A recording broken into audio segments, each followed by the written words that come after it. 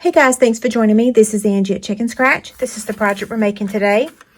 This project, although a different size, is one of the featured projects in our Stampin' Anonymous tutorials for April 2020. This is a larger size. Okay, so here are the supplies. It's pretty basic. We've got the Magnolia Lane Designer Series paper, Petal Pink, and Whisper White. Okay, so the first thing that we're going to do is take this Designer Series paper and we are going to fold this in half, just like that. Okay, so now I'm going to turn it over like that, and I'm going to get my pencil and my ruler. Okay, I'm going to take my pencil and my ruler, and I'm going to line this up to the 2-inch, and I turn this paper inside out so that the tick mark that I'm about to make isn't going to be shown on the outside.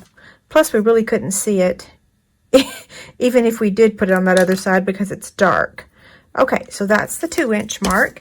Now what I'm going to do is take my Stampin' mat, which I cannot believe that this thing is on the retirement list. I know, shocker, right? So I'm going to take my ruler. The opened end of the paper is down here at the bottom. And I'm going to take my ruler and I'm going to line up the tick mark with the corner of the cardstock or the Designer Series paper. And I'm going to use my wide tip. And then I'm going to do the same thing on this side.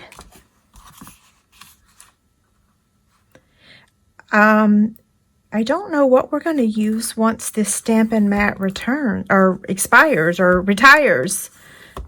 I've messed up my words there.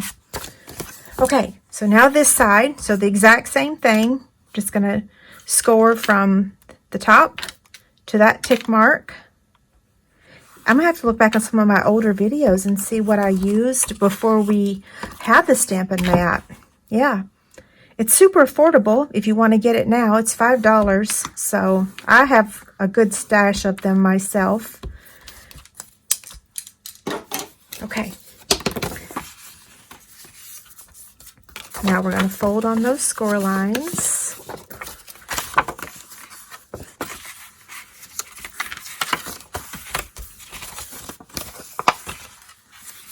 You can erase those tick marks if you want to.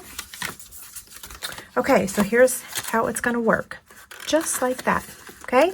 You want to make sure that when you close it, that both sides, that they go in the same direction. You wouldn't want to do it like this, okay? So now what I'm going to do is take a hole punch, whatever hole punch you have. This is probably one from Walmart.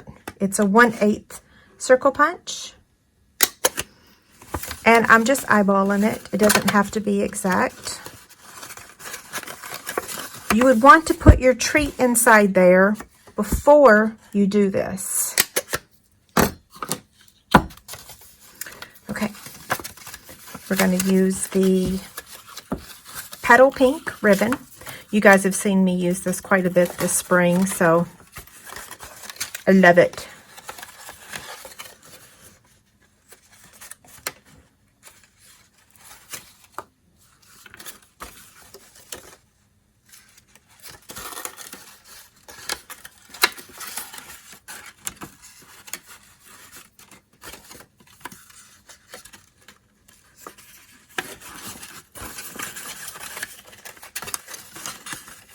Normally this part goes faster.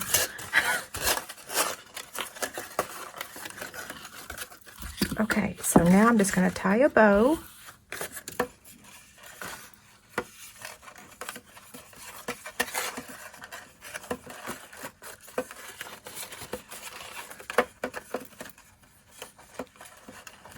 Let's see.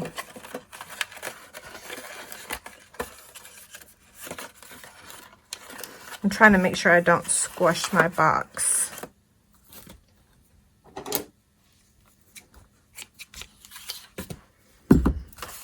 Okay, so we're just going to clean up the ribbon just a little bit, and we may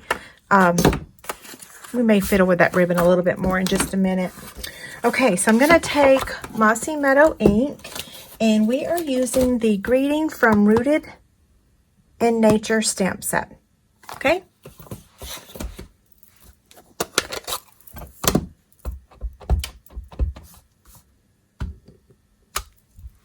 Ruh-roh.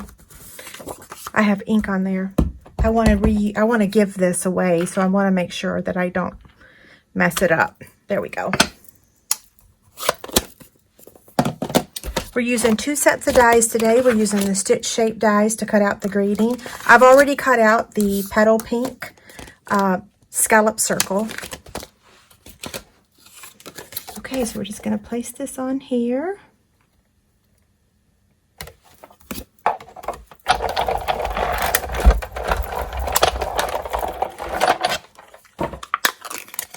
Here's our greeting. Now I'm going to take my liquid glue and turn that over.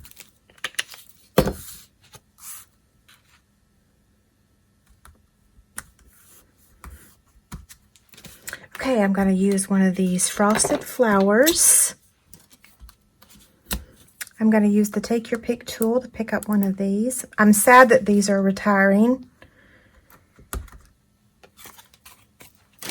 And then I'm going to add a rhinestone to the center.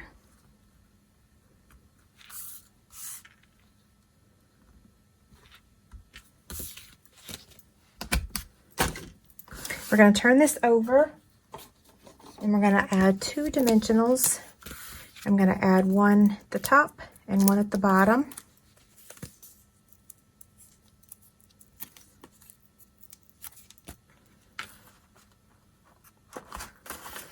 Okay, so that wraps up this project. Don't forget there's a free PDF over on my website, and if you have any questions, let me know. Thanks a lot. Bye.